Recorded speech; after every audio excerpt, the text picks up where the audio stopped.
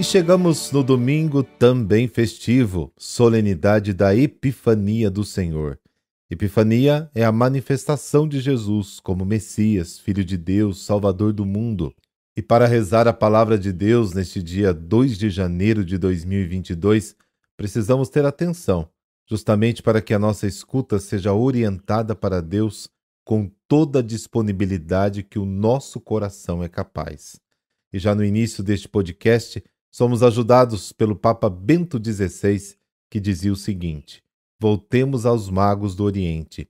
Eles eram também, sobretudo, homens que tinham coragem. Tinham a coragem e a humildade da fé.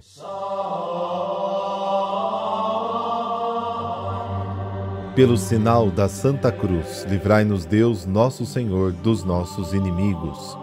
Ó Deus, que hoje revelastes o vosso Filho às nações, guiando-as pela estrela, concedei aos vossos servos que já vos conhecem pela fé, contemplar-vos um dia face a face no céu. Amém. O texto é de Mateus, capítulo 2, versículos de 1 a 12. O Senhor esteja convosco, Ele está no meio de nós. Proclamação do Evangelho de Jesus Cristo segundo Mateus. Glória a vós, Senhor. Tendo nascido Jesus na cidade de Belém, na Judéia, no tempo do rei Herodes, eis que alguns magos do Oriente chegaram a Jerusalém perguntando: onde está o rei dos judeus que acaba de nascer? Nós vimos a sua estrela no Oriente e viemos adorá-lo. Ao saber disso, o rei Herodes ficou perturbado, assim como toda a cidade de Jerusalém. Reunindo todos os sumos sacerdotes e os mestres da lei, perguntava-lhes onde o Messias deveria nascer. Eles responderam: em Belém, na Judéia, pois assim foi escrito pelo profeta: e tu, Belém, terra de Judá, de modo algum és a menor entre as principais cidades de Judá, porque de ti sairá um chefe que vai ser o pastor de Israel, seu povo. Então Herodes chamou em segredo os magos e procurou saber deles cuidadosamente quando a estrela tinha aparecido. Depois os enviou a Belém, dizendo: ide procurar e obter informações exatas sobre o menino. E quando o encontrardes, avisai-me, para que também eu vá adorá-lo. Depois que ouviram o rei, eles partiram, e a estrela que tinham visto no Oriente ia diante deles, até parar sobre o lugar onde estava o menino. Ao verem de novo a estrela, os magos sentiram uma alegria muito grande. Quando entraram na casa, viram o menino com Maria, sua mãe, ajoelharam-se diante dele e o adoraram. Depois abriram seus cofres e lhe ofereceram presentes: ouro, incenso e mirra. Avisados em sonho para não voltarem a Herodes, retornaram para sua terra, seguindo outro caminho. Palavra da salvação. Glória a vós, Senhor.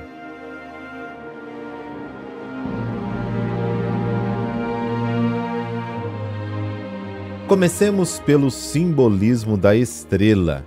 Os magos, astrólogos orientais, dedicados à ciência astrológica e à previsão do futuro, muitas vezes consultavam as estrelas. Agora, ao chegar a Jerusalém, dizem que viram sua estrela surgindo.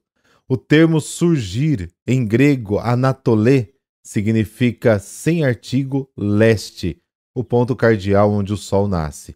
Mas no texto grego está o artigo, e isso significa o surgimento de uma estrela real, da realeza. A confirmação vem de um texto bíblico: uma estrela se levantará de Jacó e um homem se levantará de Israel. Números, capítulo 24. A estrela se torna a figura do novo rei recém-nascido e os guia para o lugar onde ele nasceu. É interessante notar que essa estrela não é visível em Jerusalém, mas volta a aparecer aos magos quando eles deixam a cidade. A estrela é, de fato, o elemento mais significativo da história. Em primeiro lugar, os magos, em sua longa jornada, não seguiram a estrela, mas a viram subir e imediatamente a conectaram com o nascimento do Messias. Além disso, a viagem não foi em direção ao desconhecido, mas teve como destino Jerusalém, cidade para a qual convergem todos os povos em peregrinação, segundo o profeta Isaías. A cidade, com a notícia dos magos que vieram adorar o Messias, ficou abalada e agitada. Os habitantes de Jerusalém Não parecem entusiasmados e não se importam em homenagear o rei nascido dos judeus. Até Herodes planeja matá-lo. E também o simbolismo da caminhada dos magos. O motivo do seu itinerário é o aparecimento de uma estrela ligada ao nascimento de um novo rei. Vimos a sua estrela nascer. Aqui a estrela é apenas um sinal, uma pista que comunica aos magos a iniciativa de partir. No início foram movidos pela curiosidade, mas que mais tarde se transformou em um desejo de pesquisa, de descoberta. O fato é que aquela pista da estrela moveu alguns personagens e os levou a buscar uma resposta. Talvez a um desejo profundo, quem sabe? O texto nos mostra que os magos têm uma pergunta no coração e que não têm medo de repetir: onde está o rei dos judeus? A questão é colocada ao rei Herodes e indiretamente à cidade de Jerusalém. A resposta é dada pelos especialistas, sumos sacerdotes e escribas. É preciso procurar o novo rei em Belém da Judéia, porque assim profetizou Isaías. E tu, Belém, terra de Judá, não és realmente a menor cidade de Judá. De ti sairá um chefe que apacentará o meu povo Israel. Mateus capítulo 2, versículo 6. Em virtude desta informação extraída da profecia de Isaías e confortados pelo reaparecimento da estrela, os magos retomam sua jornada tendo Belém como destino. A estrela que os guia para no lugar onde está Jesus. É estranho que quem mora em Belém ou perto da casa onde está Jesus não veja este sinal. Além disso, aqueles que possuem o conhecimento das Escrituras conhecem a profecia do nascimento do novo rei de Israel, mas não se movem em busca dele. Mas na realidade, o que veem os magos? Uma criança com sua mãe dentro de um lugar pobre. A estrela que os acompanhava era, em última análise, aquela criança simples e pobre em quem reconhecem o rei dos judeus. Eles se prostram diante dele e lhe oferecem presentes simbólicos: ouro, porque ele é um rei; incenso, porque a divindade está presente atrás daquela humanidade feito criança; mirra, aquela estrela é um homem autêntico, destinado também à morte. A experiência dos reis magos nos ensina que em cada cultura, em cada homem, existem profundas expectativas que pedem para ser preenchidas. Daí a responsabilidade de ler os sinais de Deus presentes na história humana.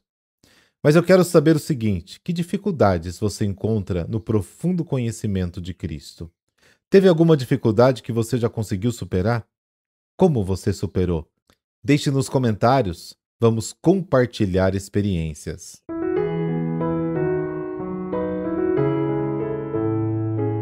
São Basílio Magno. Basílio nasceu na Capadócia no ano 329. Pertencia a uma família de santos. O jovem estudou em Atenas e Constantinopla e foi sua irmã, Macrina, que o levou para a vida religiosa.